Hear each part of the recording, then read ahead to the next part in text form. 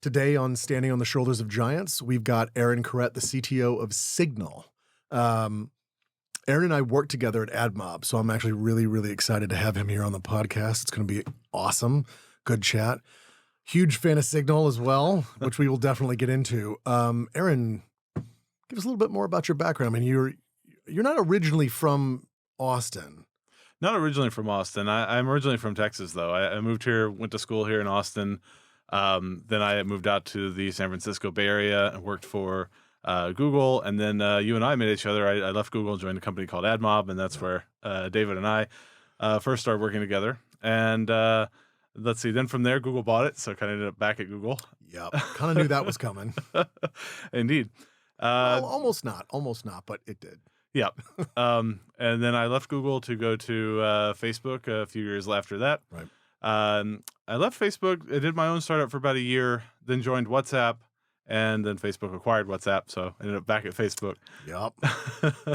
And about 3 years ago, I left WhatsApp to work on Signal. Yeah, which is awesome. You know, how I'm asking in the context of sort of this Twitter stuff that's been happening lately, but how exactly did you guys manage? What was it? Like almost 1 billion users. Was it 2 billion? It was 1 billion. How did you guys manage that many users with what, 35 engineers? I mean, the team, as I understand it, at acquisition at WhatsApp was notably small. It was definitely small at the time, but it wasn't 2 billion users yet at the time either. It was around about 300 million monthly active users at the acquisition time. Okay. And yes, the entire organization was about 55 people, of which probably a little bit more than half were engineering. And the way that it was sort of managed with such a small team is sort of through the leverage you get from the app stores. I mean, you can distribute an application to a lot of people that's written by a small amount of people. And also making sure that the applications we were developing, we could actually add features to them and ship those features without having to maintain them with people. And that was always one of the elements that you see a lot of companies fall into, sort of the trap of like a feature is shipped out and it functions partially, but the way that you keep it working is by throwing people at the problem, essentially. And at WhatsApp, there was always this focus on trying to minimize the cost of running the application because it was such a small organization, and the revenue model for WhatsApp was never really figured out prior to the acquisition. Right. If I recall correctly, the app actually cost money at one point, but there wasn't a subscription. It was just you had to pay for the app itself. It was like 99 cents or $1 or something of this nature. Right. And then eventually that got dropped, correct? Yeah, that was only for iPhone, and it was one point in time that cost like $1 to download the app. That I don't remember exactly when that got dropped, but yes, for a while the application was just generally free, and then we sort of experimented with $1 a year revenue model in a number of countries. So there were places that were actually paying $1 per year per user. And to be fair, that was Jan's pitch when I met with Jan to ask, how do you actually plan to make money with this? And he basically said, well, what if everyone in the world gave you $1? And that was his business plan. It was like, okay, I can see that. That makes a lot of sense. And like he managed to actually pretty close to pull that off with 2 billion people using the product now. Although these days it doesn't charge anymore. With Facebook acquisition, that sort of shifted over into a more of a business messaging product stream now to try to make money. Sure. So in that context, I guess the question sort of circles back to Twitter, which is, why do you think they had so many engineers over there? Is it just engineers to have engineers? I mean, they're a hot commodity. It's really hard to hire them, et cetera. Or is it more along the lines of like, no one really knows. You probably could have done this thing with maybe 100 or 200 engineers. Or am I just way off base here?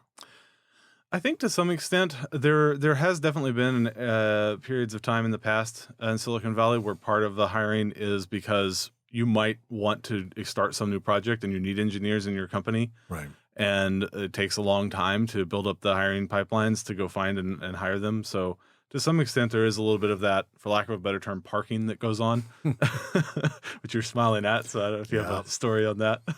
No, it's just, I like the term. Okay, fair enough. But I think that's sort of like only a background thinking. It's not like an active thought that like that's what people are trying to do. It's usually along the lines of a lot of feature development happens where it sort of like partially gets completed, or sort of the 80% of the product is done and then it's shipped and it's good enough. But the problem Right. with that is your existing engineers, now you've taken something that only works 80% of the time, or even if you did, great job, 95% of the time, and put it out in front of your users. And with with that out in front of your user base, now you've got a lot of bugs coming in, a lot of issues coming into your issue tracker, whatever tool you use for that. Pretty much every software organization has one, Yeah. and that consumes a lot of your people's time. And so when you go back to your team who just rolled out some major feature and say, I want to work on the next one, okay, well, give me 3 more engineers, and you sort of repeat this process, and over years you start to end up with teams that are hundreds of people large to do, you know, application development. I yeah. I've definitely seen that before. There's no question that that definitely exists in sort of larger companies. And there's something about having large teams almost for the sake of having large teams and getting promoted in some of these sort of FANG type of worlds. Is that to your experience as well? Well, it depends on the company. So some of them do a better job of like navigating the impact of your team Mhm. being the sort of things that they incentivize. Others in that space, sometimes they'll flat out measure their engineering managers by how many reports that they have, and that doesn't lead to a very good incentive for your engineering managers to have less reports, right? So naturally, you tend to end up with more engineers when you have incentive systems that work like that. For sure. I mean, it's interesting that a lot of businesses haven't quite figured out that, you know, incentive systems will be gamed by any way, shape, or form. Sales teams seem to do this incredibly well. I'm not sure that engineering and product have quite figured this incentivization out, though. Would you tend to agree there? Yeah, although it's a little bit harder. Sales tends to be a very numerically driven part of the business, That's where it's fair. like you can see like your salesman signed this amount of dollar amount for contracts. Now there's some hidden cost in there sometimes, as I'm sure you are well aware from our time together at Sure. AdMob. But in engineering and product, it's the tricky part there has long been measuring the success and health of your teams. That problem is what has vexed, I think, doing software development as an industry since the outset, and will continue for the foreseeable future. I haven't seen anyone come up with a great answer. Sure. What would you imagine the sort of measure to be over at Twitter for some definition of measure right now in product and engineering? Would it be, I don't know, would it be solid? Would it be weak? Would it be, I don't know, intrigued? Again, given the new owner and sort of the stuff that's been going on, how do you feel about that? I'm more asking just because you've had some interaction with a lot of social type of products. You said measure to be? Just measure for some definition of whatever the measurement would be for those teams. And I'm not sure what it would be. If you solve that problem, quit what you're doing and start that company, of course. Measurement of product engineering is incredibly difficult. But what I'm more asking is, do you know some folks at Twitter or anything like that? How's sort of the attitude going on over there? I don't personally know anyone at Twitter currently, so I don't know. All I know is sort of the secondhand, third-hand stuff you see in Mhm. the general news. Um, Obviously there's been a shift over there, Sure. and clearly there's a lot fewer employees now than there were before. But other than that, I don't have any internal insight into what's going on. That's fair.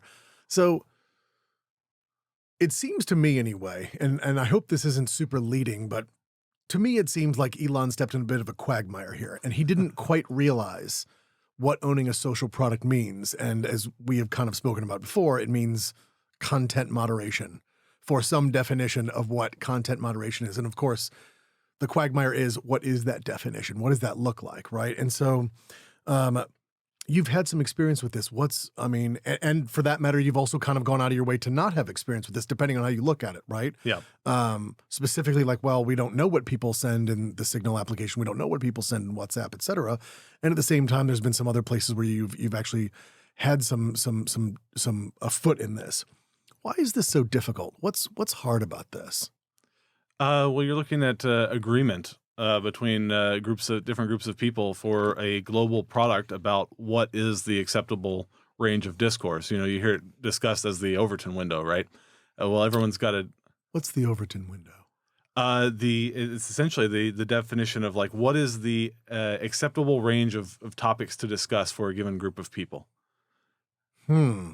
Okay. Yeah. That seems like a bit of a dilemma, to say the least. Yeah, I mean the fundamental problem on this is not a technology problem; it's a people problem. It's fundamentally if you get a large enough group of humans together, they don't agree on what topics people are allowed to talk about, and then you get into these platforms that are pretty much trying to apply the same rules globally. And yeah, there's attempts to moderate them differently per region, per country, take into account some degree of localization for that.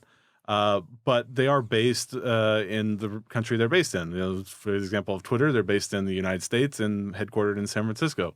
That lends to a certain like set of people and experiences that are there at that company that don't reflect everyone in the world. And so what happens is you'll end up with people who disagree with the Overton window that the people who are setting the content moderation policy have tried to define, and that just leads to a place where there's just conflict over what you can say on that platform.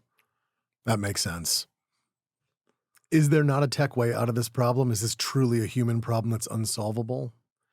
I haven't seen a good tech way out of this problem because I think at the end of the day, what you're trying to do is decide who can speak and about what. Mhm. And that's not a problem that like technology itself is going to be able to jump in and solve for you. That's people working with other people to decide like what are the topics that you want to hear about, what are the topics that you don't want to hear about, and this comes up in more context than just content moderation. One of the most common feature requests that we got at WhatsApp that's now actually in the product, but we sort of resisted it for years when I was part of WhatsApp. Right. Um, was the ability to silently leave a group. And I did not know that. I'm guessing there was a little message that says X person left the group or whatever. yes. And the idea was not to have that be the case. Yeah, so you'll find, and it's understandable from both sides, right?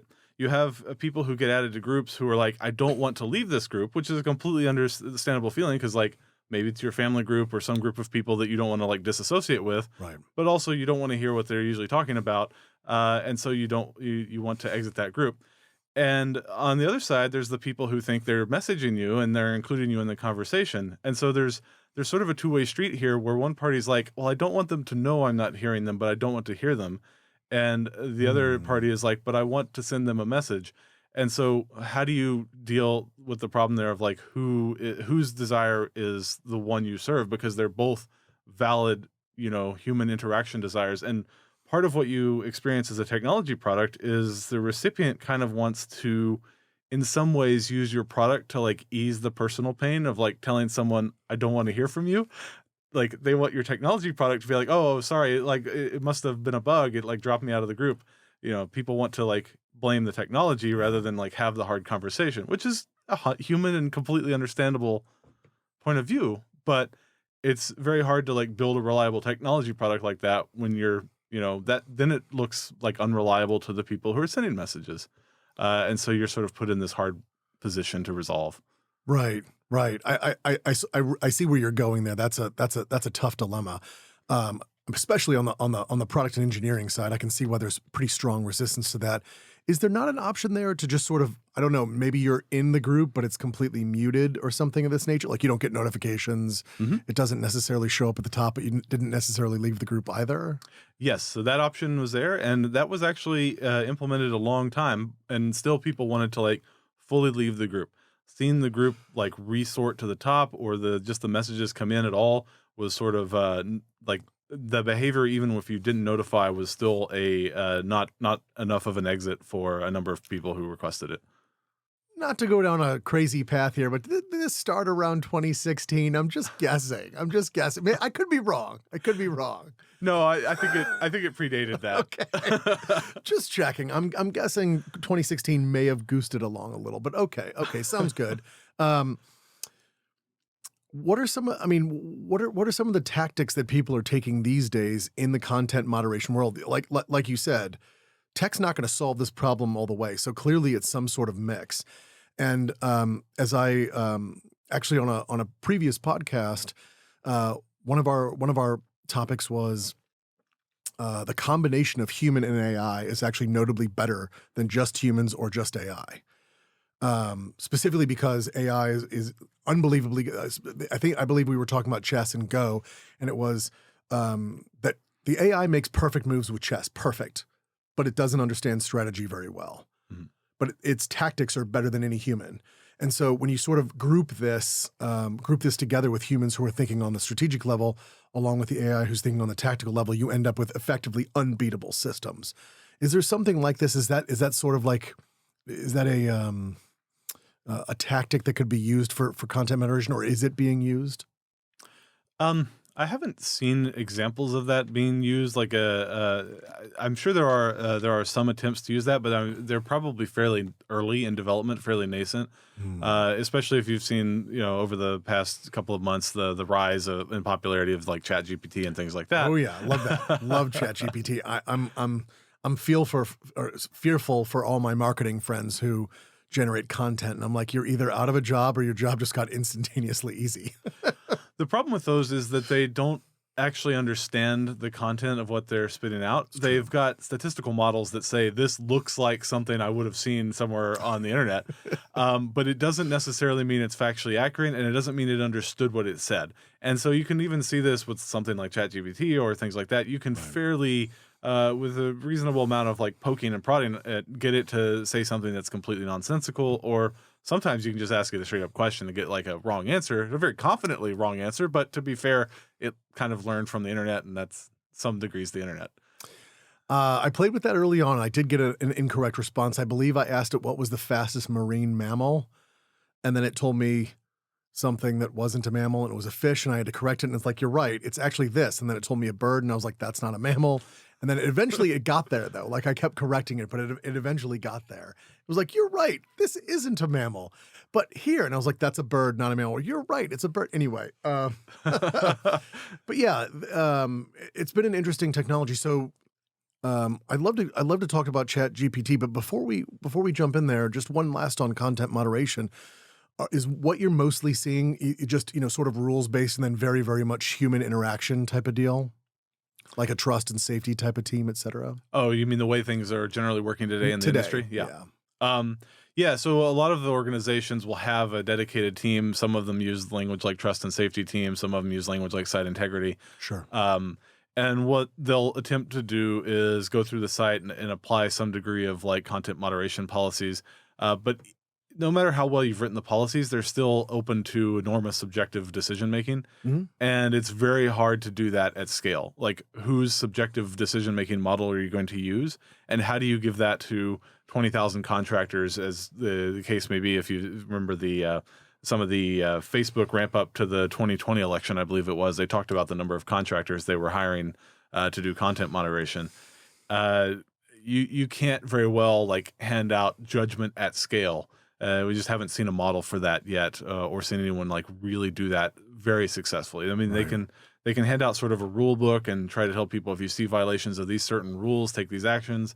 But when it comes down to it, people are very good at figuring out ways around rules. Mhm. So you'll see the language change or people's behavior change in order to skirt by the rules that they know are being enforced. And so the effectiveness isn't all that great. And what you do is you sort of create a narrative where like people are seeing that, oh, the things I want to say are being suppressed, but if I tweak them in this way, I can get around it anyway. So it's both ineffective and also makes people feel excluded.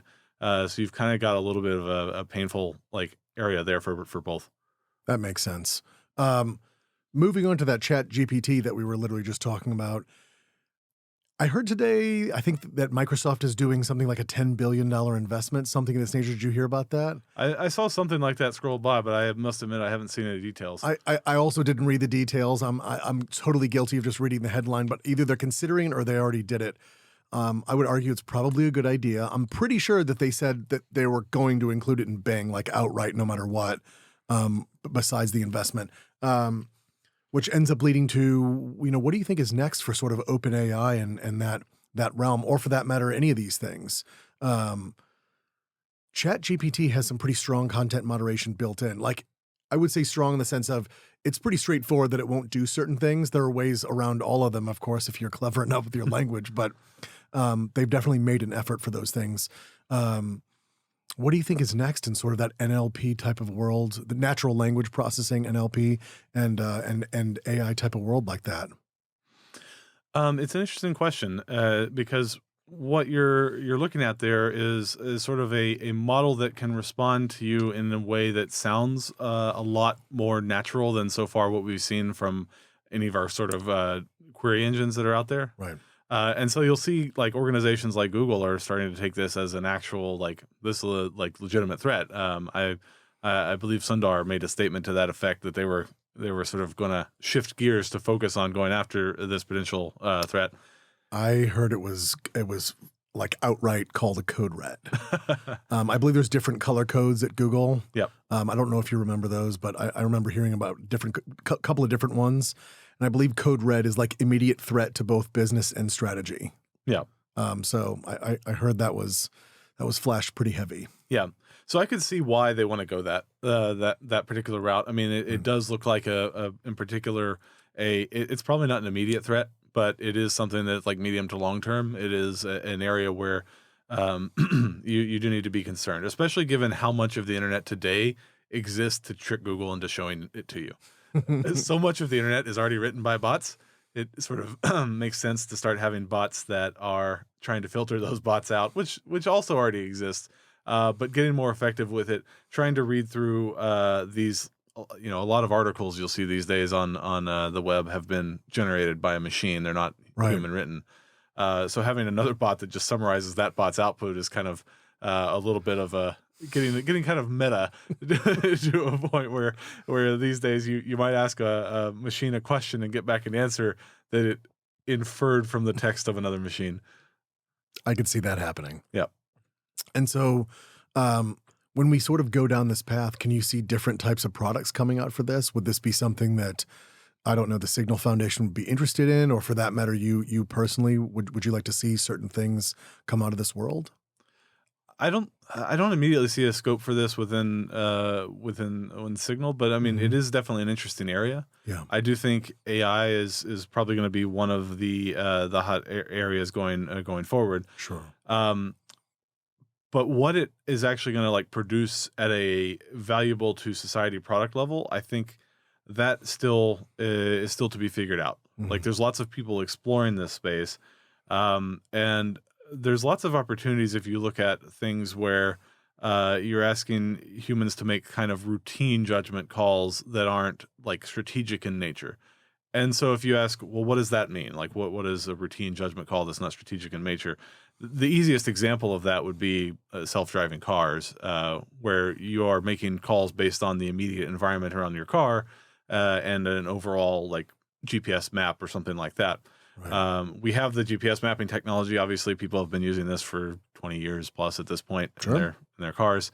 And now we're seeing that cars are developing further into the ability to recognize what the objects are near them.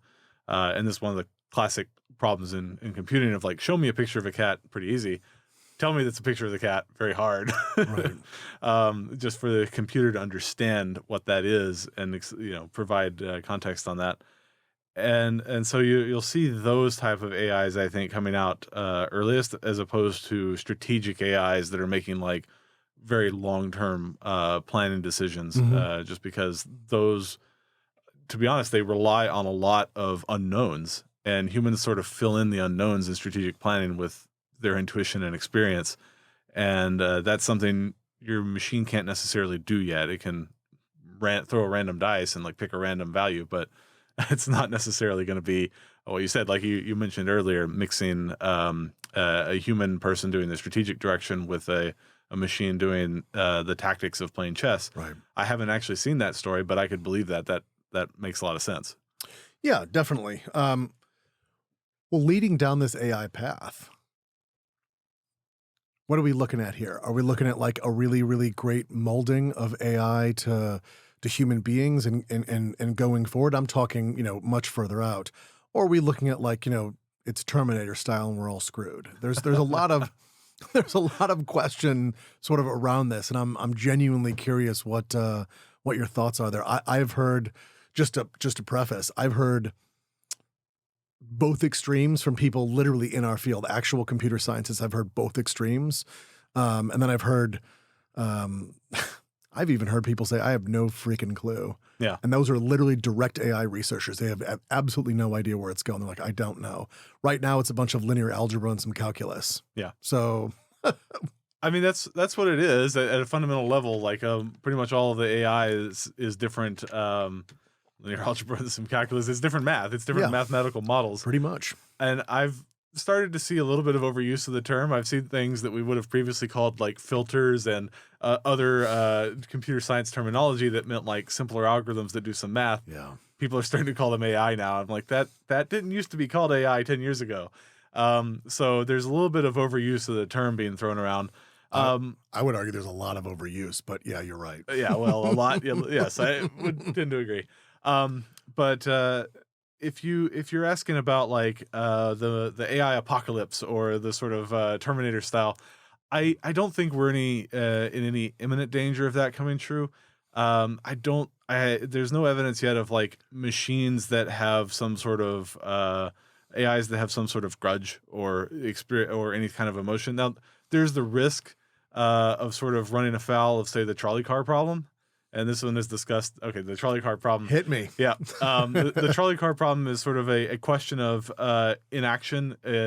Essentially, if you have a trolley car going down a line of tracks and you have, say, 5 people who are tied up on one track and one person tied on the other track, and the cart is currently going to barrel into these 5 people and hurt them or otherwise, and you're at the switch, do you throw the switch, take an action that negatively harms one person and saves 5, or do you not take action? And it's sort of a moral, ethical dilemma in the question, and it comes up in AI for this reason. If you build a self-driving car, there may be situations where you've reached a point in the processing of the code and the environment around you that you realize there is no way for this car at this point, at this speed, to avoid a wreck. What do you hit? Right. And so at that point, you've got a question for your machine to make about like, how do I value life and property damage and all these different things to minimize what am I trying to minimize here? And there's sort of this fundamental question of ethics, really, of like, well, do you take an action at all, or do you let the car just continue its path into what it's doing? Like, and there's not a right answer to that. Right. I mean, you come around a blind curve. There's a little kid on one side, and there's maybe a family of 3 on the other side, but there's no actual kids in the car. And it's like, well, which one do you do? And it's like, please don't ask. Right. It's like, do not ask me that question. But yeah, it's a good question. Yeah, it's a really tough answer. I think some people would say, well, the kid, unfortunately, because there's more people in that car. And I think, honestly, a lot of people would say, no, I'm going to hit the car. Yeah. They're reasonably protected. I don't know what their airbag situation is, et cetera, but like that kid is certain death, and maybe not for those 3. You know what I mean? Like there's a number of different questions you would have to ask yourself, but man, I wouldn't want to be in that scenario. Yeah, and it's something where like coming around the curve or something like that, you'd hope your car has been like smart enough to like know that it can't see around the curve. But it's like, say that you have a malfunction in your car, or the kid just darts into the street. Yes. I mean, there's a million questions for this, right? Yeah, and so there's the unpredictable behavior of others or unexpected malfunctions. Say you're driving down the highway and like one of your wheels falls off or something. You have a wheel bearing failure, and I'll say this, neither one of us drive Teslas, and it's not because I haven't driven one before, but honestly, this is nothing against Tesla, I'm not sure I'm ready to trust my entire life to software yet, and that's because I am a software engineer. I've seen too many bugs. I've seen, shipping things when it's good enough, et cetera, but my website breaking or having a memory leak or, in some other way malfunctioning slightly doesn't risk lives. One would hope that the quality and testing bars are significantly higher for putting a self-driving car code in place than, say, for shipping a website. One would hope, but I'm not necessarily sure that's the case. I'm not sure that there's laws that that's the case. And then secondarily, I mean, we've seen some pretty crazy stuff on the pharmaceutical realm in the past. I can't remember the name of the drug, but there was some drug that they prescribed to people that was it killed like 70 or 80,000 people over X amount of like a decade or two, and it was like that drug took out more people than the Vietnam War. Um, anyway, they got sued over it, and they apparently knew that it wasn't good for people. I can't remember the name of it. It doesn't matter, but like there's definitely questionable decisions because again, as you mentioned at the sort of beginning of this, AI making decisions is one thing, humans making decisions are another thing, and we're not always the most ethical, unfortunately. Yeah. And so I think where people are looking at AIs is like sometimes there's this expectation that you want the AI to be completely perfect, Right. and that's probably not the right standard. You're probably looking at the actual question being, is the AI better at this than the human was? Yes. Now that comes down to another question of like whether or not you feel say you're driving your own car, you get in a wreck, you know it was you were responsible. If an AI is driving your car and it gets in a wreck, are you then mad because even though the AI statistically is better, you feel like, oh, you could have done better than that AI? And it's like the same kind of question when you ask everyone, are you better than average driver? Almost everyone says yes to this, which is not possible for everyone to answer yes to this. It's true. People also think they're better than average smart, and I can understand that. Human ego drives a lot of things. I mean, I'm the type of guy on my couch on Sunday who's yelling at the coach, "Why did you call that play?" And there's no way, there is no way that I'm a better coach than them. But I totally say it. I totally say it. Um, Unfortunately, that does happen. And again, this is what happens when you throw that irrationality of humans into the mix, right? um, all right. So, um, I want to come back to a different part of software for a second. You've done some mobile, you've done a lot of mobile things, but you've also done some non-mobile things. Um, is there different sort of standards for like web versus app store type of moderation in terms of like both content and various other things? Like, do you see that as a bit of an issue? It's definitely a concern. If you look at, say, the web, for instance, the web is quite open. It's you can move your domain around, who's hosting it. There's a lot of different hosting providers available, and a lot of different competing platforms for putting your content on. I mean, if you look even at just the sort of cloud hosting, which is not the only answer available, there's sort of three very big players in the space now with between Azure and Google Cloud Platform and AWS. But so you've got a lot of competition available for who's going to host your website. If you're going to say install an iPhone application, you're kind of basically going to need Apple to say yes because it's going to have to go in the Apple App Store. Right. Google on Android, there's a little bit more openness there, but it's But for your average user, not much. yes, it is possible to install a different app store on your phone, but the vast majority of people will never do that. So for most folks, it's the Google Play Store. Right. Although some phones do ship with things like the Samsung Store, things like that. Sure. So Android's a little bit more open, but even there, it's not nearly as open as the web. Mhm. And so, yeah, that does lend to a place where there is not an open field of competition available to select between, policies for like who's going to host your website that's available to choose from. Who's going to host your application? Sometimes Right. you have few or no choices. So if, for instance, because there's been a lot of talk about this, like if they ban TikTok, let's just say off one of the stores, a solution could be, okay, cool, just sign in on the web, and effectively like it's not banned. The reason that the reason that I sort of asked this question and I wanted to talk about this for a second was um, do you think there's sort of an issue um, with having sort of these two fairly massive companies, both of which we actually have both of us have a little bit of a connection to both of them actually for various reasons. But do you think it's sort of a little bit of an issue for them having effectively like a virtual monopoly on like what you're able to see, and then juxtapose that with Google? Let's just say a Google search engine. If you search for porn or some, horrible Nazi stuff or, what would be considered to be generally like, not great things Mhm. for some definition of that phrase, Google still pulls it up. They don't moderate their search engine really. I mean, I would imagine the only thing they pull off there is direct links to like kitty porn or something. But they definitely don't pull out links like if you search for Nazi things in Germany, it comes up and it's illegal in Germany. At least some form of it is. And actually in a few different countries in Europe, et cetera. And yet the App Store will outright ban, like, no, this app can't do it because there's too much nonsense on there. It's like, right, but the nonsense is in the app, but your search engine pulls it up anyway. So you see where I'm going with this? Like, you see sort of like a dichotomy there? Are you certain that the search engine actually pulls that up in, say, some place like Germany? Google does actually filter the search pretty heavily in different markets. But okay, which is fair, but do they do that according to only the law, or is it like actual content moderation? Because you're right. In like Germany, Austria, I'm sure, various other countries in Europe, mentioning of that party in like any positive light whatsoever is, I believe it's like a criminal action. That's fair, but that's law. Mhm. We have almost no laws against any type of speech in the United States except for basically like inciting a riot, fire in a theater type of stuff. Yeah. We have effectively no other laws regarding that stuff. My point is they pulled stuff off the app stores that doesn't seem to sort of violate those things because there is no violation of the law, and yet they don't really pull them off the web. I mean, they're still out there. You can go find them. Mm-hmm. It's an interesting case because what you're talking about here is to some degree they are the ones publishing things on their app store, so I can understand their argument that they have the right to decide what's on their app store.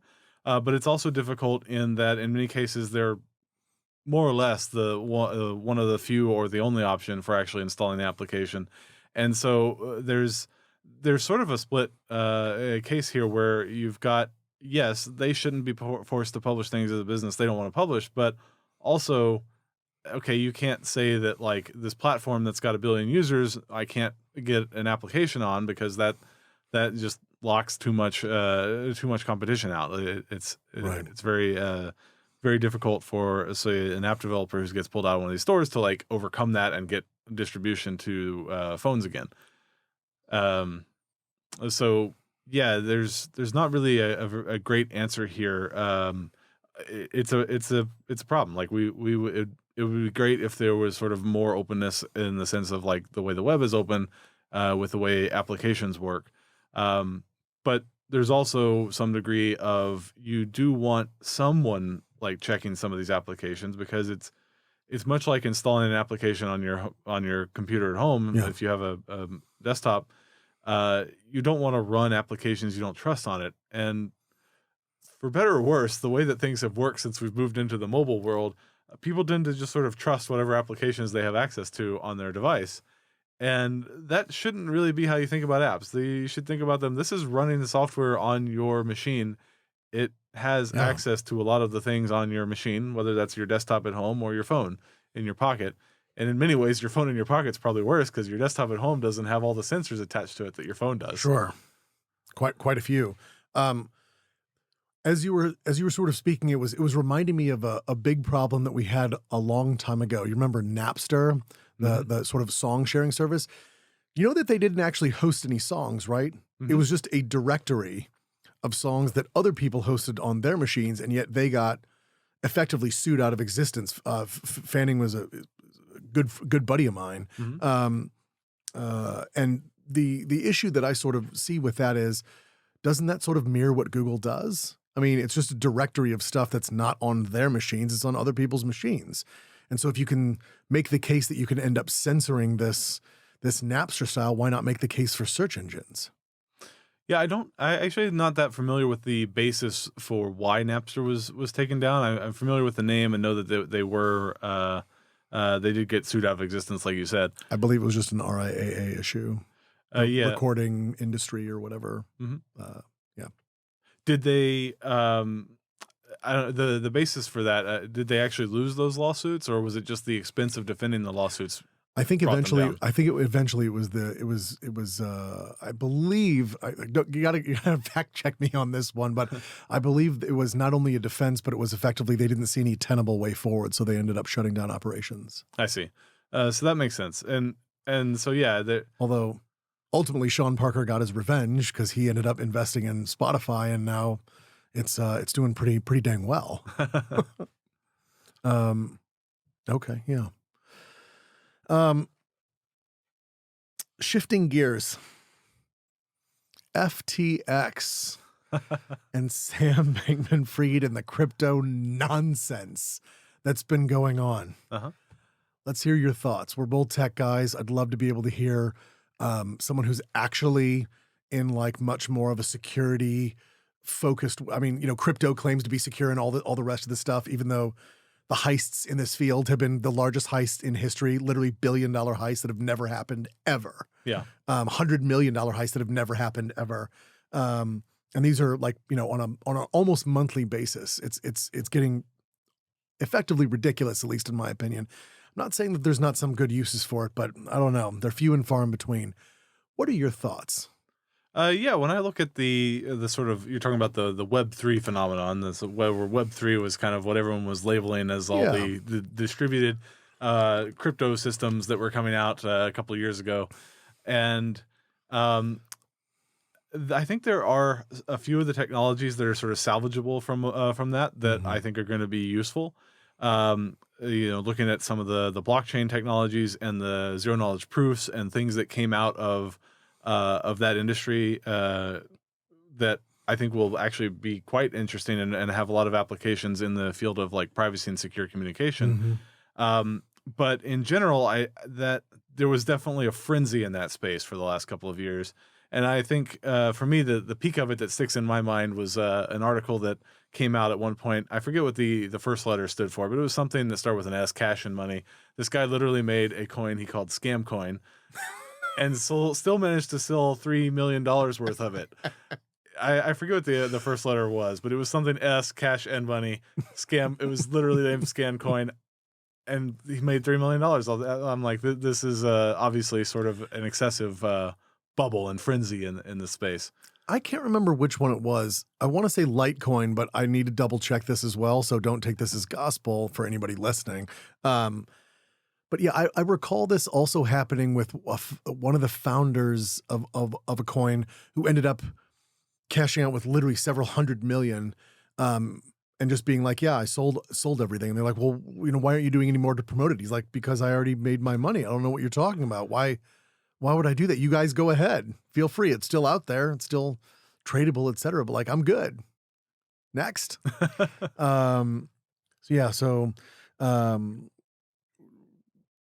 What are some of those technologies that you were mentioning that we actually could sort of salvage? You mentioned zero knowledge proofs and whatnot. Yeah, I think zero knowledge proofs, there's sort of a large expansion and investigation of that space over the era of sort of the burst of Web3. Let's explain zero they knowledge are. proof. Yeah. Zero knowledge proofs are a proof that allows you to prove that you know a thing without revealing to the person that you're proving it to what the thing is you're proving a knowledge about. So they're kind of the classic example that's used in explaining what they are is what I believe is referred to as sort of the Alibaba's cave situation, where you have two tunnels into a cave and there's a locked door in the middle and the back. And so someone stands out at the front and basically waits for the person who's doing the proof to disappear into the cave. Right. And then they call out which side of the tunnel they want this other person to appear on. And basically, if this person is able to appear on the side of the tunnel that they keep calling out repeatedly several times in a row, the more times they do this, the more times they know, okay, this person must know have the key or the code to get through that door in the back of the cave.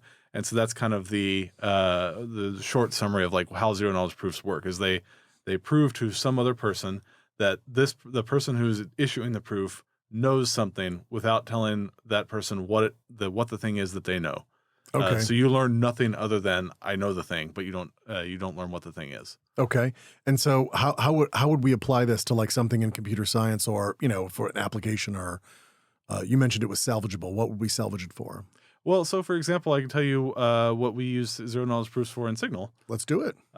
We have a group system that effectively allows our server to manage a group. So you have a list of members in the group, you have a subject, an avatar, all these sort of properties of a group. And we don't want to know who the actual members of the group are. And so what we have done is effectively create like an encrypted list of members of the group, but I can create a zero knowledge proof system that allows our mobile application, so our iPhone or Android app that you might have on your phone, to actually prove to the server, I am one of the members of this encrypted list that you have, without proving to the server who you actually are. And so you effectively get a proof of authorization to do something to this group without actually a proof of authentication. So it's an authorization system without authentication. That's interesting. So basically, Signal has no idea who's talking in this group whatsoever. It's really only the members of the group, and even the members of the group are like, yeah, we know who each other are, but as far as the server's concerned, it's like, yeah, I don't know. Yeah. I have no idea who these people are, but yes, they definitely told me that they belong here because there's a way to do that. Yeah. That's interesting. Our server can see a group exists and it has 5 people in it, but who they are, couldn't tell you. There's a key that we don't have access to that would say who those 5 people are. Only the group members have. Gotta love Signal.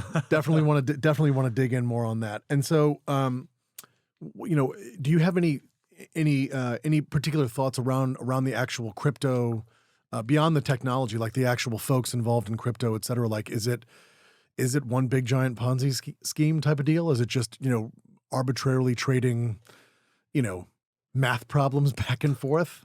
Well, there was a lot of it during the frenzy that you definitely, looks an awful lot suspect. I mean, and some of them are less blatant about it, or more blatant about it, right? If you call your coin scam coin, it's kind of obvious what it is.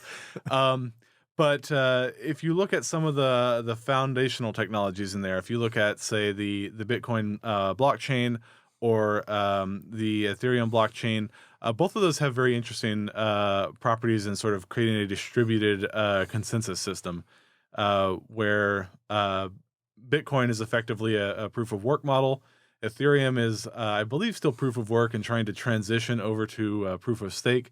And to kind of define what those mean, proof of work is essentially you have a hard math problem that's associated with committing the transaction to Bitcoin. Right. So it's like if you were to go to a credit card transaction, in addition to like doing the transaction before it's committed to the blockchain, someone has to like solve a math problem that's really tough. And so you've got lots of computers around the world trying to solve these math problems constantly in order to add things to the Bitcoin blockchain. On Ethereum, it currently works the same way, but they're looking to transition into a model where there's more of a proof of stake for getting to decide who's going to commit the transaction to the blockchain.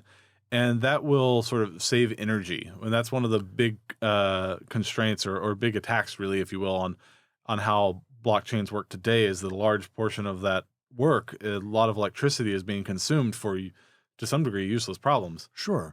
But when we say proof of stake, right? Mm-hmm. What's the difference between that one and then obviously the proof of work is literally, yeah, I did a ton of work in solving these math problems. This part of this coin is mine. Yeah.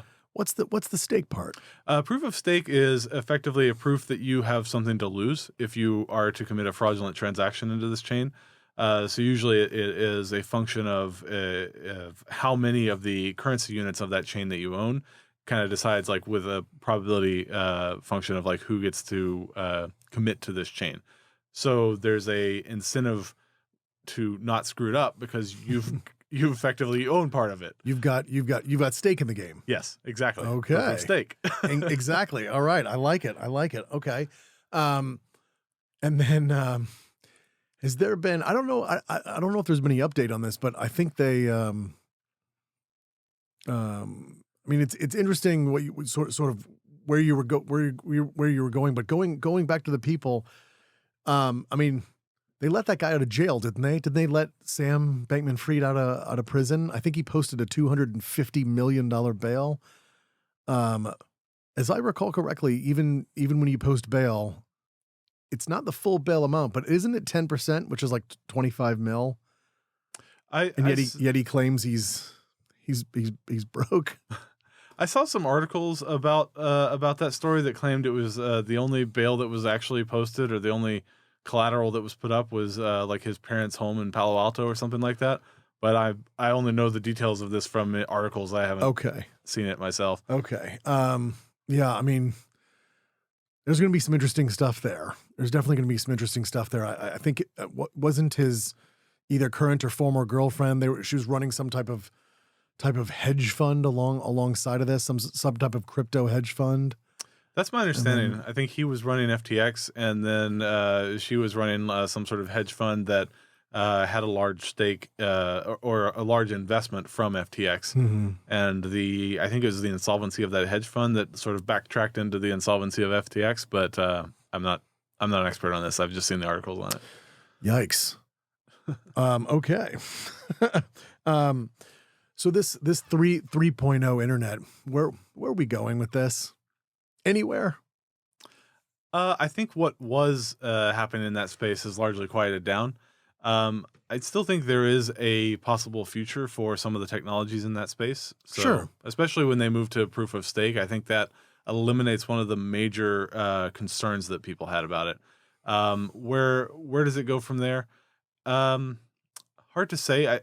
There's probably a place for having a decentralized currency of some form, and the problem just there becomes like ultimately many of these things started with a bootstrapping problem of in order to get people on the network to start out with the rewards for mining in the mining on the blockchain early on were high and they diminish over time.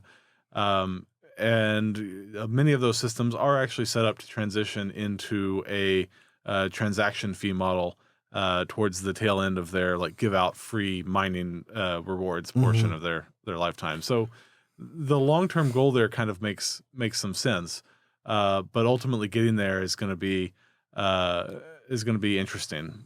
To some degree, you're going to be dealing with problems of like currency and securities, because at some degree that's what some of these things are, is like alternate forms of securities. Like you can buy the stock in a company Right. in a similar fashion. You buy an element of a Bitcoin or Ethereum or something like that. So there's an argument to be made there, and if I recall correctly, I think the SEC is like started making rulings saying they intend to treat these like securities, but I haven't kept up on that.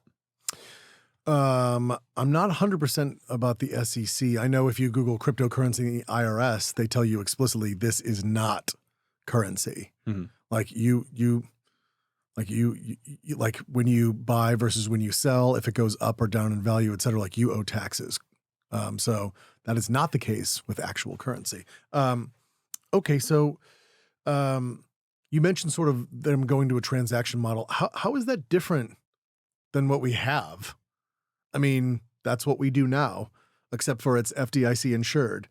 And then as I understood it, 3.0 is also supposed to be very decentralized, everybody having their own wallet. But as it turns out, no one wants to run their own wallet. That's why Coinbase and these various other things exist. So in other words, all this decentralization and, all this stuff seems to have literally gone exactly the exact opposite way that it started. We're going towards centralization, and now it's going to be towards transaction fees, which is, I mean, that's what we do now. We do transaction fees when you wire money on ACH or Swift, or when you do, it's 2.5% every time you swipe a card, and 3.5 for Amex, but some fee, et cetera. So, I guess the question that I want to ask is, what's the point? Why use the cryptocurrencies? Well, I mean, outside of we don't have anything better to do, what's Uh, driving this? What's the point of this? Attempt to decentralize trust, but you're right about like a lot of people don't want to run the wallets and things like that. But I don't think that's as critical an element of that ecosystem as the decentralization of the trust itself of who is storing accounts. And so you can see this if you look at over the past year. I mean, do your dollars buy as much groceries as they did a year ago? No. And part of the reason for that is there's a massive amount of dollar expenditures going on from the government, and interest rates were low for quite a long time, leading Sure. to expansion of the monetary supply of U.S. dollars. And so you look at cryptocurrencies to some degree, a lot of them have been sort of hedges against the sort of loss of trust in fiat currencies, where there is some political party or group of people that controls how much of this currency exists. Whereas with a cryptocurrency, no one can come in and say, okay, tomorrow there's twice as much of it. That's not the case with the US dollar. Right. The thing that maintains it is just trust that the government or the Federal Reserve is not going to do that and come in and tomorrow be like, okay, there's twice as much now. But the sort of the larger amounts that we spend, the less trust there is in that. And you start to see that in the form of inflation. Which is fair. But at the same time, I mean, you're right that there's not, I mean, I think Bitcoin halves every single year until what, 2040, and then there's no more Bitcoins ever, something like that. Something like that, yeah. Well, yeah, which is great, but Bitcoin at one point was pretty high and now it's pretty low. Mm-hmm. So I think that the world markets do at least again, for some definition of the word, okay job, phrase okay job, they do an okay job of sort of keeping things pegged against fiat currency, whereas Bitcoin, I mean, it's all over the place. People who bought a Tesla like 2 years ago, they're pretty happy with themselves. They bought it for maybe 2 Bitcoin, and now it's going to cost them like 12, yeah, or whatever it is. Yeah, yeah. So those are definitely volatile assets, and you'll see that anything with like low volumes of transactions, and cryptocurrencies are still relatively low volume transaction vehicles, are going to have a high degree of variability in their pricing. Mm-hmm. But this is not unprecedented in fiat currencies either. If you look at the 2008 housing crisis, I mean, housing plummeted. Yep. And if you look at the stock market over the past year, a lot of stocks have plummeted. There's a lot of stocks that are down 50% or in that ballpark from where they were a year ago. That's fair. So in many aspects, it's another financial vehicle. It's not like you should bet the farm on it. Sure.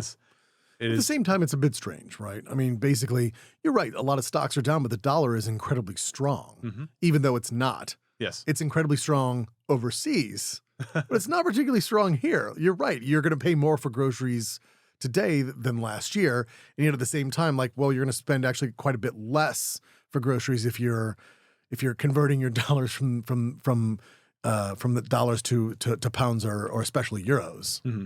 So I guess it really depends. It's all relative, I guess. Yeah, it's that's a challenging financial aspect of it. There's variability in the way everything's measured against everything else, and so if you look at assets only priced in dollars, you'll see like variability there that you don't necessarily see like. It's just because that's our frame of reference, I guess is what I'm trying to say. Mm-hmm. We in the US will put frame of reference at like how much something costs in dollars. Sure. But you could also define a different frame of reference. You could define a frame of reference based on the price of silver or the price of gold.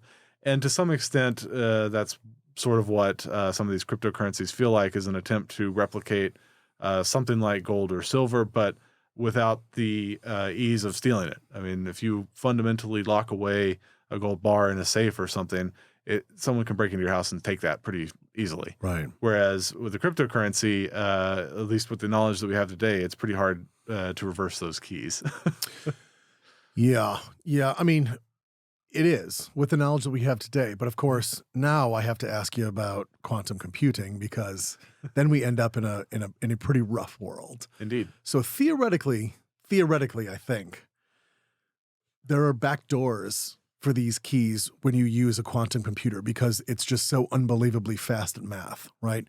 And quantum computing is effectively, computing, but with qubits instead of bits. Instead of a 1 and 0, you have a 1 or a 0 or a 1 and a 0 at the same time, or various other superpositions of the actual, the quantum states of the particles inside, correct? Mm-hmm.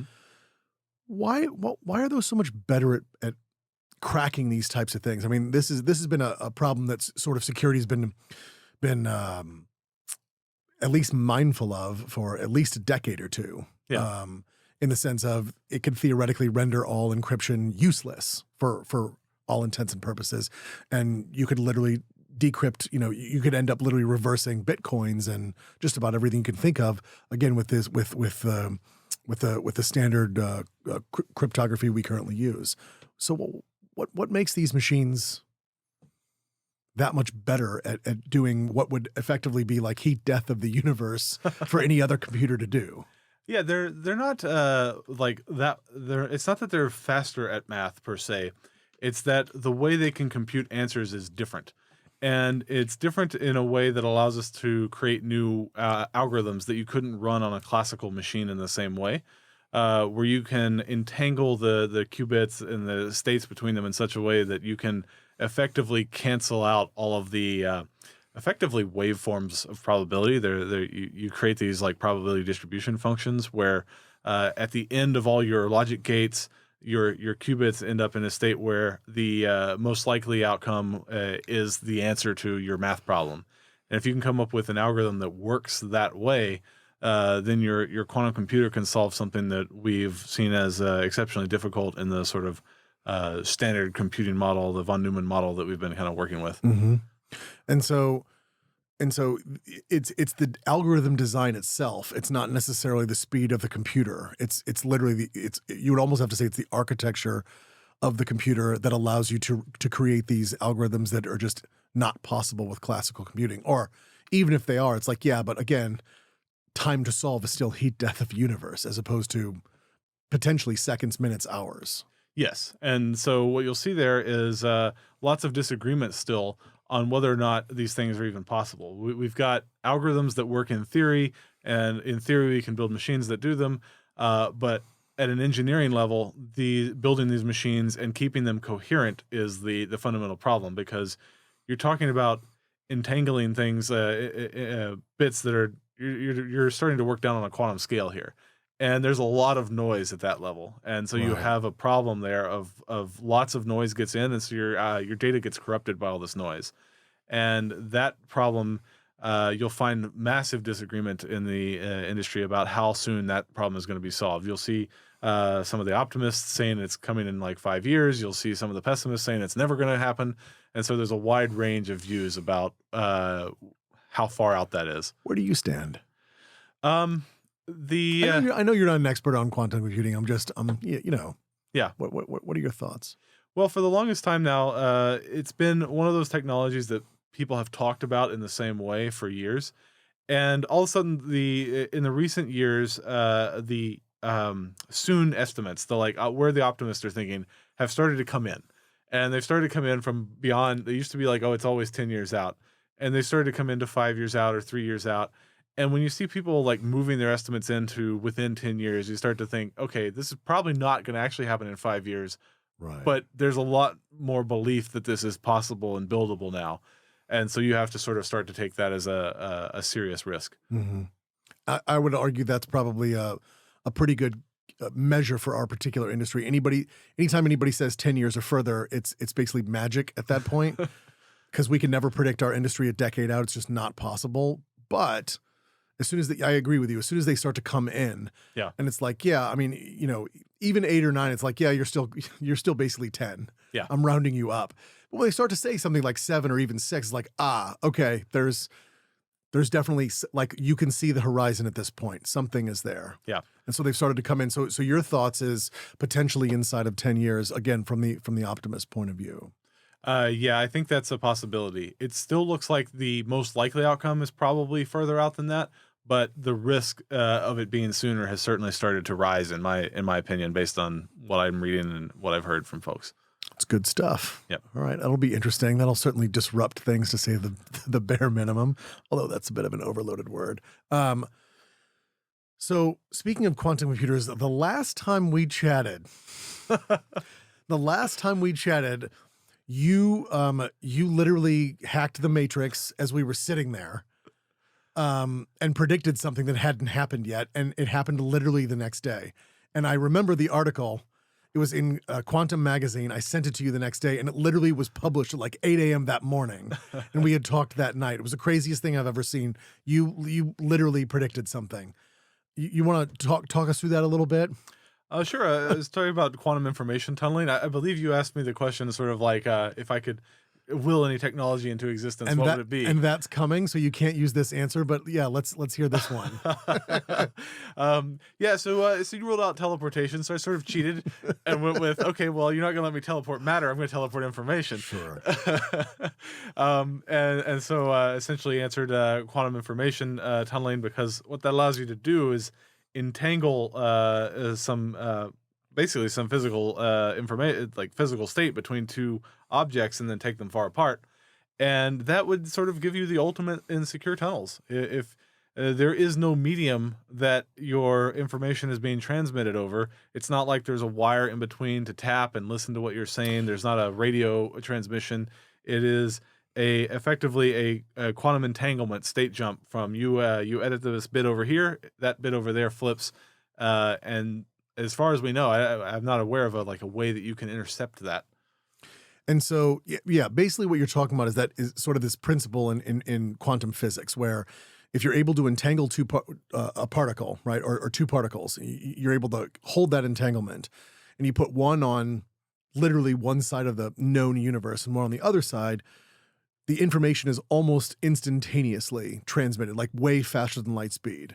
And they ended up doing that on a supercomputer, if I recall correctly, through some sort of like hologram thing or whatever it was. I mean, do you remember the sort of the details of the article now that we've kind of got it a bit explained? I forget the exact details of the article, but I don't know if it actually goes faster than light speed or not. I forget if that is allowed to break the rules of causality. Or Last time I saw it, the answer is it was, because Einstein referred to it as spooky action at a distance. That's right. And effectively, like, we don't know how much faster, but it is literally faster than observable light. Mhm. Like, if it's 1 light year away, it will be effectively instantaneous, as opposed to taking a year, just like it would take light to get there. Yeah. Something of this nature. So this has, a lot of implications. If you could actually make a sustainable system like that and then shrink it down to fit into a home computer or portable phone, you could have a secure tunnel to anywhere, and it would be basically uninterceptable communications. And instantaneous. So none of that sci-fi stuff where the Enterprise has to wait because they're in a different part of the galaxy or whatever. It's like, nah, you're good. You're just right there. You just need, the main view screen needs to switch to whatever entangled particle it's got back on Earth or whatever, right? Back at Starfleet Command or whatever it is. I'm nerding out over here. Okay, yeah. So, but you literally predicted this. It happened. I was there. I sent it to you in the morning. You were like, "What the?" So that's pretty exciting. Are there other things in that field that maybe we can talk about, and maybe they'll come true tomorrow? I'd love to have the next Ehren thing out there. I don't know. I think I've got a track record there. I don't know how to beat that one. You already hacked the Matrix once. Just figure out what it was and just do it again. All right. Well, you know what? Let's dive into Signal a little bit. Mhm. So you're obviously the chief technology officer at Signal. You've been working there for for a while, like almost since it started, almost. Oh no, definitely not since it started. It began life as a different organization. Okay. In 2013, it was I believe the first name was Open Whisper Systems. Right. And in 2018, it was I believe was when it was renamed Signal. I joined in 2020, so I've been there about 3 years now. Oh, okay. I'm sorry about that. I remember you being there forever and a day, but I guess I'm wrong. But 3 years is a good amount of time. All right. So, so as the chief technology officer, right, you've got access to, effectively everything, and you've got, the good old keyboard veto and, all the nice things that come with that role. My question to you is, what's the for those listening, it's a secure messenger. It's awesome. It's like WhatsApp, only better. And because the FBI hasn't compromised it or whatever.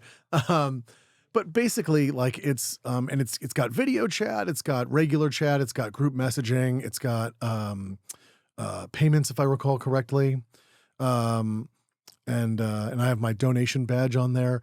So you guys are looking to set up sort of a donation system. Can you sort of talk me through this? Like, what's the deal with the Signal Foundation? It was started by Brian Acton, one of the founders of WhatsApp.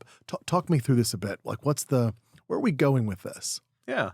So the Signal Foundation exists to essentially try to explore, can we make a sustainable organization building consumer communications products without going down the road that pretty much every other consumer communication product relies on, which is targeted advertising. Right. So you look at Facebook, Twitter, many of the other messaging products. A lot of times they'll rely on an advertising model for funding the operations. And these things are, I think it would be shockingly expensive to a lot of folks to realize how much it costs to operate an application like this. It's not just like the personnel cost of like hiring your employees, but there's also the server operations for the amount of messages people like to send. Bandwidth is unfortunately not inexpensive. It costs a fair bit of money Oh, to yeah. transmit all the random cat videos and other things that people take on their phone and share with their friends on a daily basis. Sure.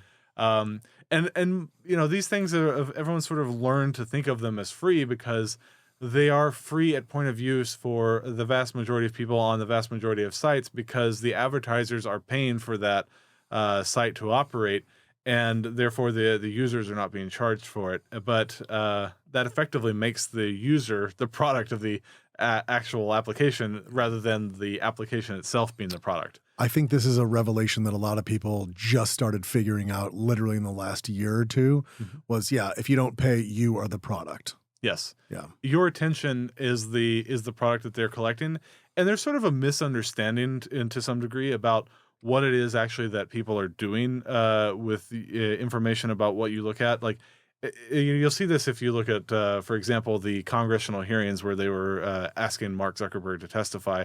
Um, there's sort of a misunderstanding that like Facebook is selling the data about what you look at. That is not at all what they're doing, and it's not in their business interest to do so. No. They're selling access to that information. So some advertiser comes in and says, I want to send this message to women who are between the ages of 18 and 24 in major metro areas in the US.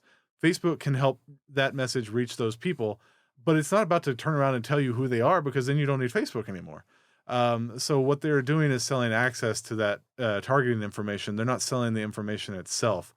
And so that ultimately makes what you're looking at on these products it ultimately is the product that they sell. That's where they actually make their money is Sure. selling access to the information that they have about the people using them.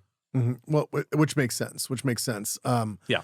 There's really no reason when people are like, "Oh, I don't want to give my data to Google." I'm like, they already have it for starters. But secondarily, they don't sell it. They sell it to advertisers. They do not sell it to advertisers. They do not sell it to. That's like the worst decision you could make. Yeah. They don't. They keep all that data. They sell access to target the data points that they have. Yep. But you don't know. Yeah, you're exactly right. It's targeting the age and sometimes it's the race, sometimes it's the socioeconomic or the gender or one of 100 other different slices that you can possibly think of. You're absolutely right. Okay, so you guys don't want to do that at Signal. Mm-hmm.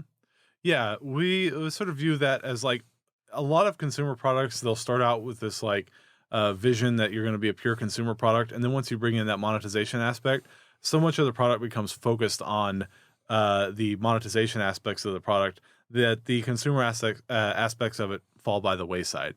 And essentially, what we're looking to do is try to build a directly user-supported model to see if that is viable and if that makes it possible to focus solely on the consumer product and not have to worry about someone else is paying for the bills here. It's like, no, the users are directly supporting it. Sure. So we can focus on making the best product possible for those users. Yeah, I mean, Brian can pretty much fund it ad nauseum. I mean, I'm not saying that he should. Sorry, Brian, if you're listening. Sorry, buddy.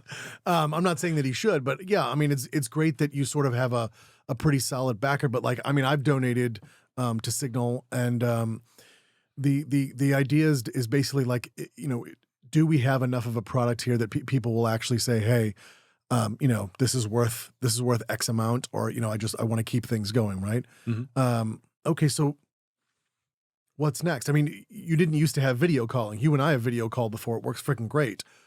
What's next? Like, what's on the roadmap? Obviously, things that you're able to share, and what does that look like? Yeah, probably the soonest thing that's coming that will be a major change for folks is the ability to look up other folks by usernames. Because usernames are something that's been long time asked for. Because right now, the only way you can find someone else on Signal is to give out your phone number, and that's not something people want to hand out all the time. Now, there's some complexity about doing this, where the sort of naive approach is, well, okay, you just create like a totally separate account with a username. But the problem with that is you now have this sort of complexity of like multiple inboxes to monitor. Right. So what we're trying to do is sort of thread a needle there and create a system that allows people to look up others by username, but not have to have multiple accounts for dealing with that. Mhm. And that's a little bit of a hard problem to solve. And it's like an imperfect solution where you are allowing people to look up by username or possibly by phone number, but you let the user turn off whether or not they can find them by a phone number. I mean, to my mind, that makes some sense because effectively giving out your phone number, I mean, this is where the extreme vast majority of people are getting their, two-factor authentication and various other notifications. And if you don't have to give that out, it's one more layer of security, and for that matter, potentially zero knowledge on your end, right? Okay, that makes a lot of sense. All right, well, I'll look forward to. When is that coming out, by the way? That project has been a long time in flight. That project actually began before I joined Signal, which tells you it's been a while. Okay. Well, I won't hold you to any dates then. That's fine. Yeah. Okay, so beyond the messaging service, are there other things that we can look forward to? Like what? I'm genuinely curious. Is there going to be a browser? You're going to compete with Brave or some of the other things, or are we looking at a potential social network? I don't know. None of those things are in the cards at the moment. Okay. But if you look at the way the Signal Foundation itself is set up, the Signal Messenger is just one part of it.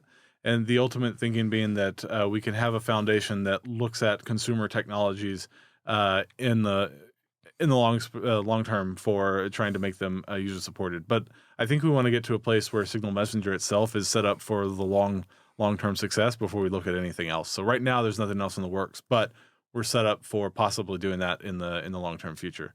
And it's an interesting experiment still because these products do cost a lot of money to run. Yeah. And you'll find that it's not even necessarily some of the things you wouldn't expect actually cost quite a bit. One of the largest expenses of operating something like Signal is the SMSs that it sends in order to do user registration. At the beginning, when you tell us our phone number and we confirm that you own that phone number, Right. that is one of our largest single expenses. Which is crazy given how SMS actually works. Can you talk us through sort of some of the expenses there? I mean, sometimes it's literally quite a bit of money depending on what country you're SMSing, where you're coming from, et cetera. Yeah, so if you look at countries like the U.S., sending SMS is very affordable in the U.S. It's often fractions of a penny or tenths or hundredths of a penny.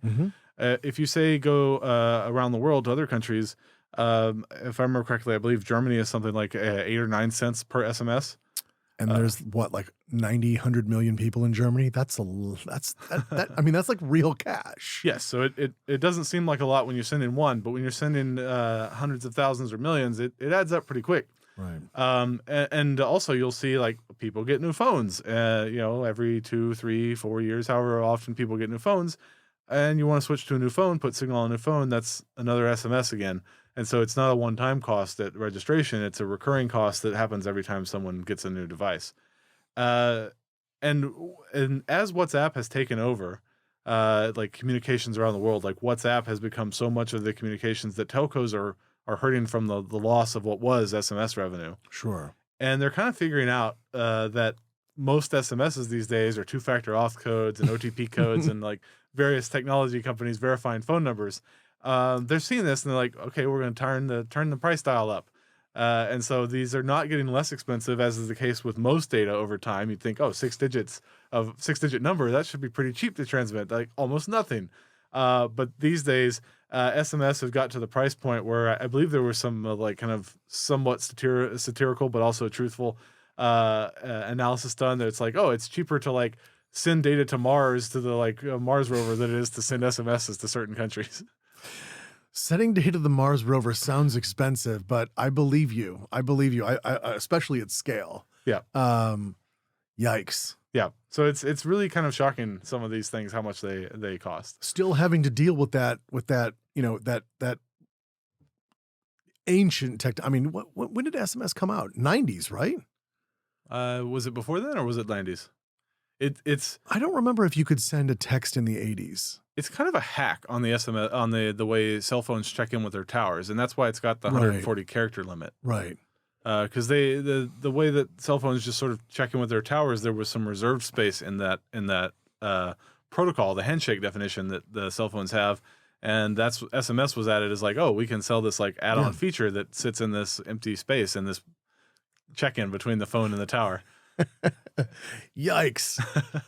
So still having to deal with, let's call it 40-year-old technology, even though you're as modern and fast as you could be. Yeah, That's kind of a pain considering it's one of the largest costs.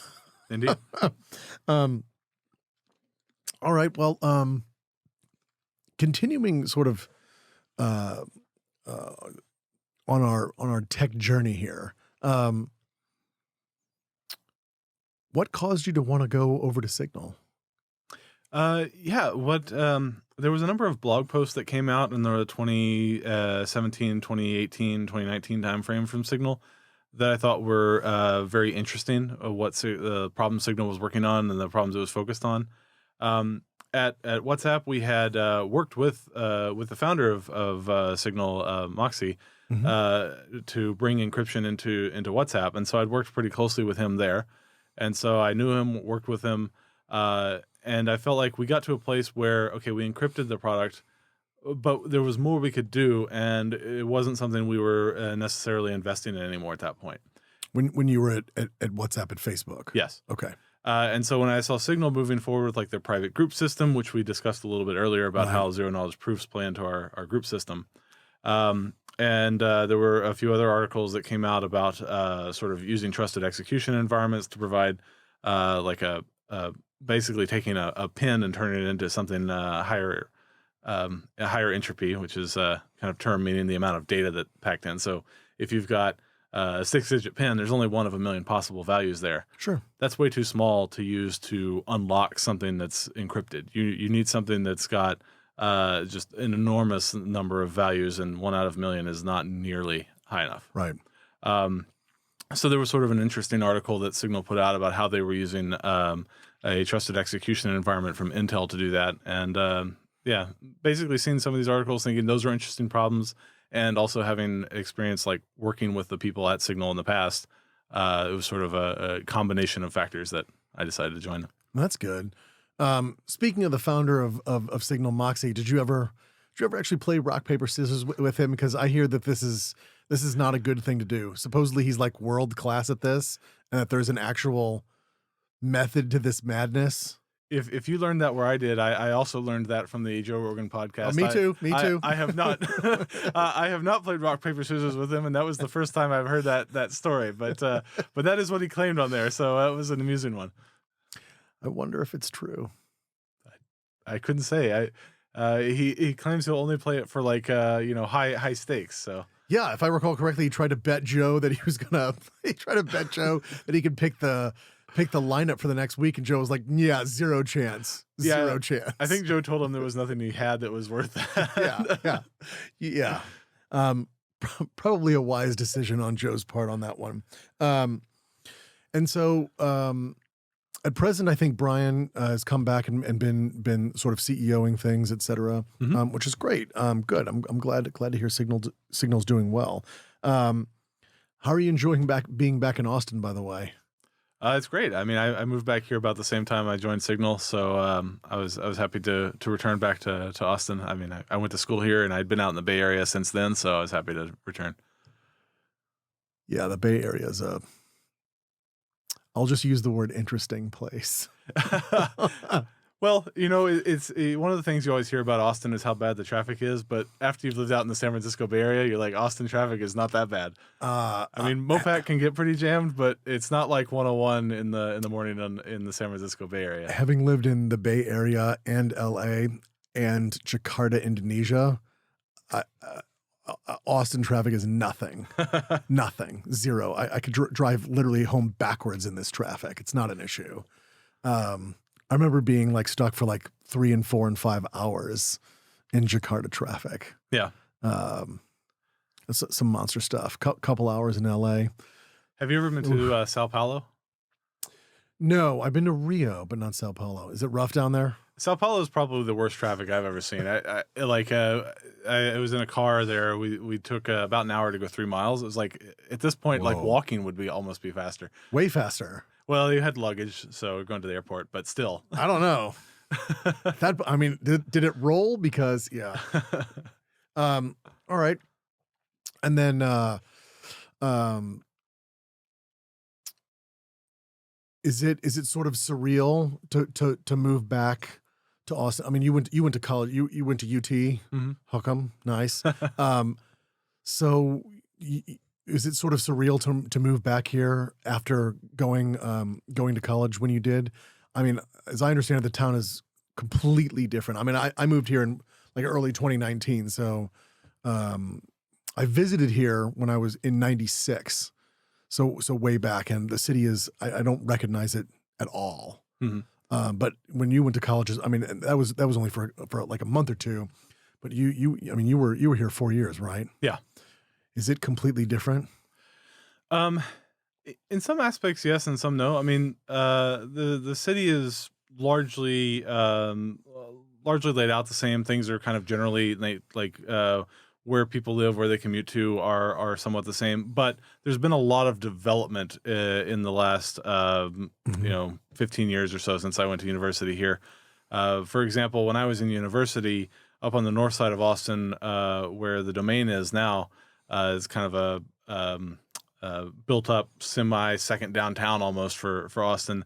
It was an empty manufacturing building that IBM owned, and had some sparse offices in there. So that's built up a lot. Even just around the university, West Campus, the west side of campus on University of Texas, used to be largely like large single family homes that were used as kind of where the Greek system folks were living and had their homes there. Mhm. Now it's all high rises. If you go over there now on the west side of campus, it's 20, 30 story buildings full of apartments. So there's been a lot of development. And I recall at one point coming back to the University of Texas while I was working for WhatsApp to recruit from the career fair, and taking a picture southwest from the Frank Irwin Center towards the Capitol. Mhm. And there is just like, that's only a few blocks. You know, if you know Austin, that's like 3 blocks down to the Capitol from there. Yeah, And in that shot, I have 6 tower cranes putting up buildings. that sounds right. Yes, Austin is developing a lot. There's a lot of tall buildings going on, but hey, that's great. That's part of one of the problems with the Bay Area is the fact that it doesn't develop. There is pretty much a height limit of 3 stories almost everywhere around the Bay Area. And that's led to a lot of contention for places to live for people, Yeah. where every city has an overabundance of workplaces or offices, and no one wants to build anywhere for the people who work in those offices to live.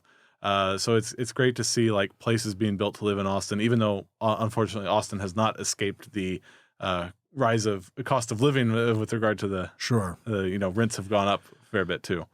So, what again, in your opinion, are we Silicon Valley 2.0? Are we an offshoot? Are we an alternative? Like what's going on? What do you think is happening? The reason I ask is, if I recall correctly, there's more than a few companies that have moved here.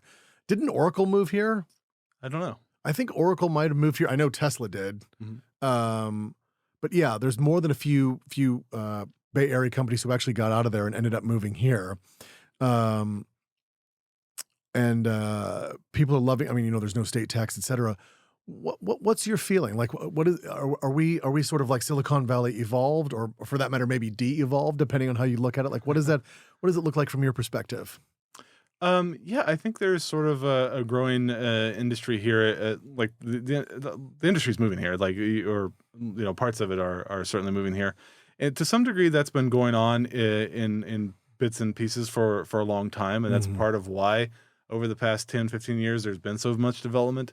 But I do think the pandemic era probably helped accelerate that. It was Sure. there was already a bit of a fire burning with regards to things moving here.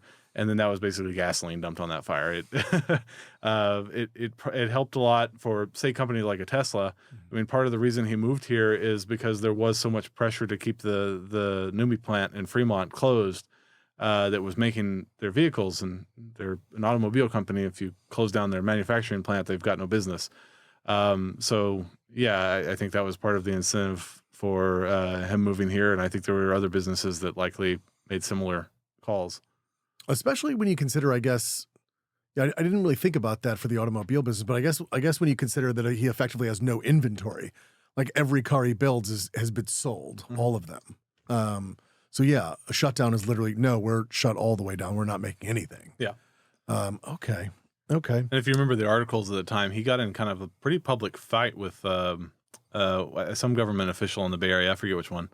I don't remember. Too busy digital banking at the time. Okay.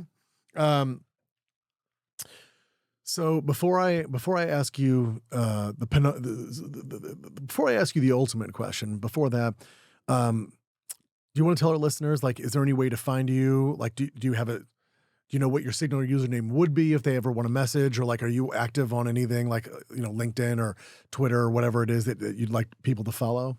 I don't tend to use a whole lot of the public social media products a whole lot. So yeah, I mean, I have a Twitter, but I don't really actively use it.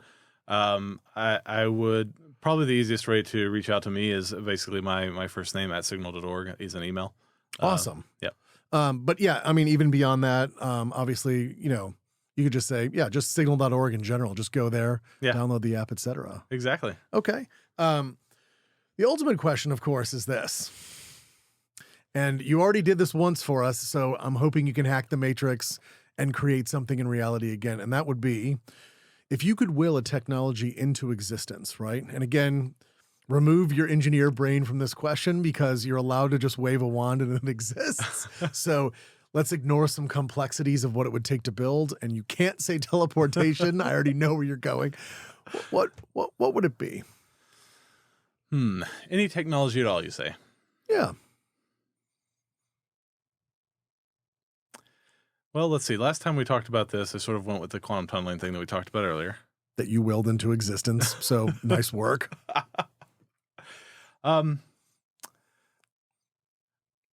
think if I were to look at this at this question and say, like, what is beyond that answer of like quantum tunneling providing secure communication between two remote points, I would say probably the area that I would probably wave a magic wand at the most, because I would feel I know the least about it, would probably be sort of in the biotech space. And if you look at some of the things that are happening there, it feels like it's on pretty early stages of like figuring out how to work with genetic code in a way that we haven't been able to do before. Yeah.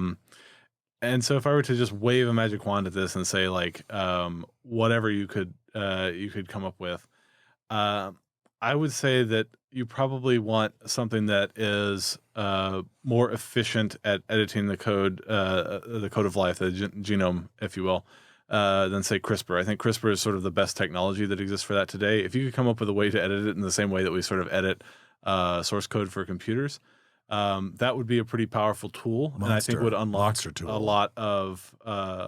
It's sort of a double-edged sword, though. Sure. So it's a risk, but I think that the benefits would probably outweigh the cost with that. So that's probably what I would go with. Just thinking about what's my next answer beyond. Sure. I mean, effectively, like you could turn off genes where you've got,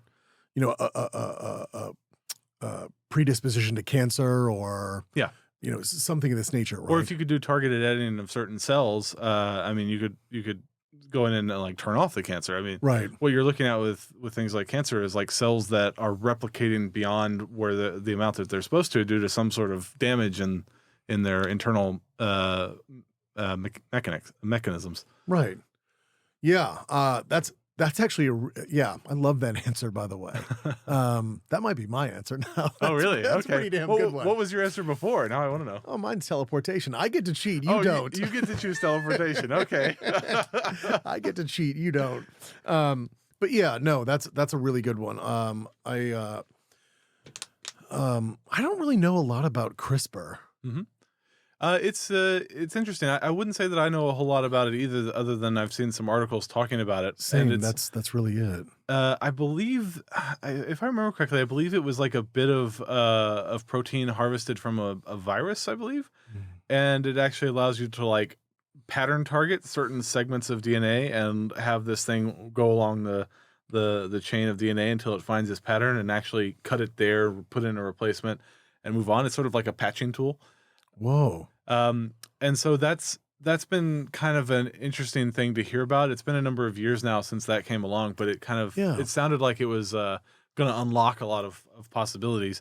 I haven't heard more about it since then, so I don't know if it's not been as promising as it was originally made out to be, or if it's just it's not efficient enough or hard enough. So hence why I wave the magic wand and say some way for the people who are working in biotech to just edit that as efficiently as we edit source code in software. Yeah. It's odd. When I was, I don't, when I was in sixth grade, so what was this, 1990 or whatever it was, maybe 91. We were learning about HIV and AIDS. We were Mhm. literally learning about like what is a retrovirus? What does this thing do? And it was what it does is it goes into your immune system and attacks the T cells, Mhm. and which is crazy because those are actually your fighter cells. So it doesn't actually kill you, but it just you have effectively no fighting cells left in your immune system. So like a common cold will kill you. Something will kill you. Mhm. I think a lot of times it's pneumonia or something. Regardless, I remember hearing about that, and then I remember the same year they were also talking about genes and like that in the future you could edit these genes, etc. And I remember putting these two concepts together in my head and going, why can't you just take, again, from someone who knows very little about this, but why can't you just take this AIDS virus or HIV or whatever it may be? Why can't you just take that and have it basically look at cancer cells instead of T cells, invade the cancer cells and explode them, just like you do the T ones, but effectively mask it? And I come to find out that a buddy of mine, what was it? He was getting one of the, not one of the very first, but like one of the first wave of treatments. He has cancer in his neck, Mhm.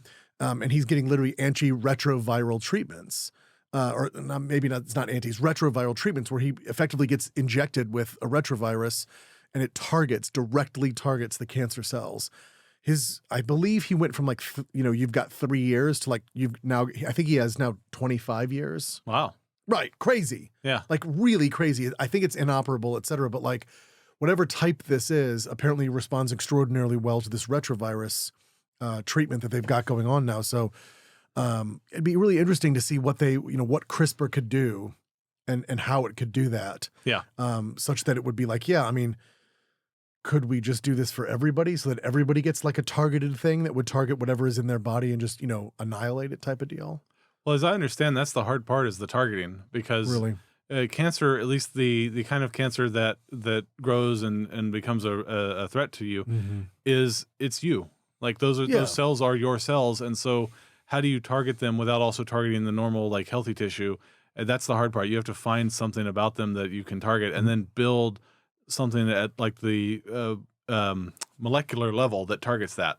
And so That's probably pretty tough. yeah, you're talking about on a scale that we have machine processes now for making silicon chips, like in these machines that is down to like 2 nanometers. You're still talking about a significant difference between that and like the size of molecule. That's true. Although I still don't understand how they're going to get to 2 nanometers and not actually have literally molecular problems holding the boards together and whatnot. I still don't understand how that's possible. Yeah, I think those problems are definitely problems they're having to overcome. Because to do that. at 5 nanometers, we were pushing it. At 3, we were really pushing it. At 2 nanometers, like the molecular bonds even going to hold up on these chips? I don't. Anyway, that's not my problem. All right. Yeah, I mean the CRISPR stuff is pretty dang interesting. Is there anything else you wanted to sort of say or expand upon that? Oh no, I'm not at all an expert in that. That's just like an interesting area that I've read a little bit about. Yeah. And it's kind of like fascinated with the idea that like someday we might be able to do more editing there. Absolutely. All right. Well, Ehren, this has been amazing. Thank you so much for coming on. I really appreciate you, buddy. And for those listening, we have been standing on the shoulders of giants, and I'm David Mackay. Thank you.